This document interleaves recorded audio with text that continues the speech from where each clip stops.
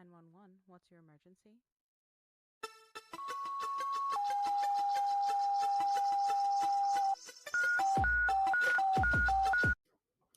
The following content is graphic, emotional, includes dark humor that may not be suitable for all listeners. Discretion is advised. These stories are based on real-life EMS, military, and healthcare experiences. Calls are real, providers are real, names and details have been changed to protect privacy. They may be disturbing to some and are definitely inappropriate for HR department.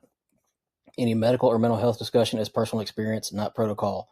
Use your damn brain. Follow your local guidelines, and when in doubt, call med control. If you're struggling, don't do it alone. Talk to someone, a coworker, a friend, a therapist, or hell, reach out to me. I'll answer. Need help right now? Text or call 988 or visit 988lifeline.org.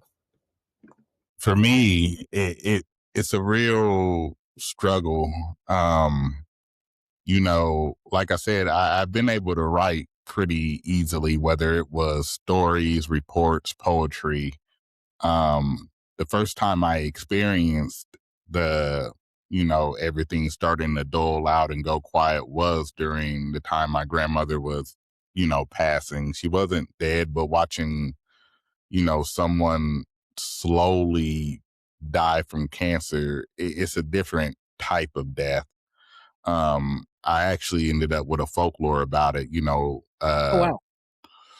and the concept is it's when you're mourning someone still alive, you're mourning everything that won't come to be.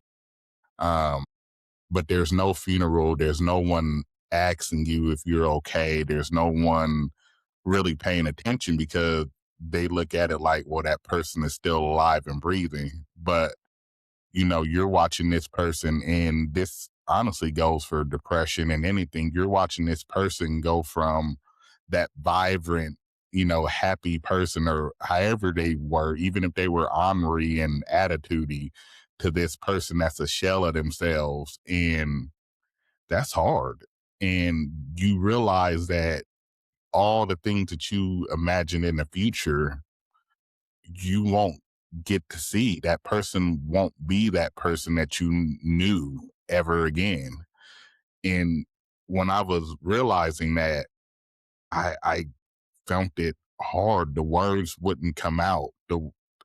It was like just watching my life drain and learning how to force myself to cope with it in different ways. I started sleeping a lot more. Like I said, I didn't realize it was depression then, but I'd rather sleep. And my grandmother, when she would be in pain, we would give her morphine at that point. And, it takes time for stuff to kick in. So we're still hearing, me and my sister would hear her crying out in pain. And all we could do was try to turn the TV up to drown her out. And it hurt. And, everything around me became just less important. It was like whenever I woke up, I felt sick. It was like just the worst feeling ever.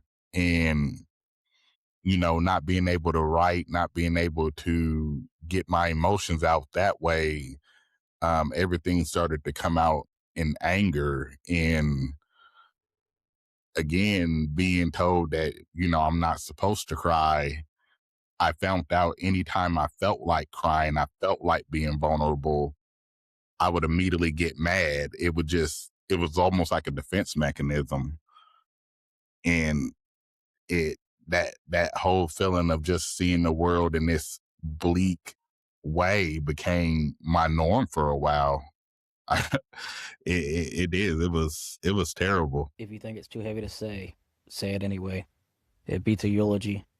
You don't have to apologize for surviving however you can.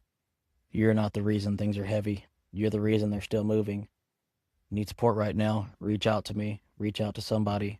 Text or call 988 or visit 988lifeline.org.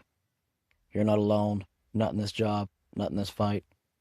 Want to share your story or connect? Visit critical-run.com or message the Facebook page, Dispatched and Dysfunctional. We're building this for you, for them, for all of us.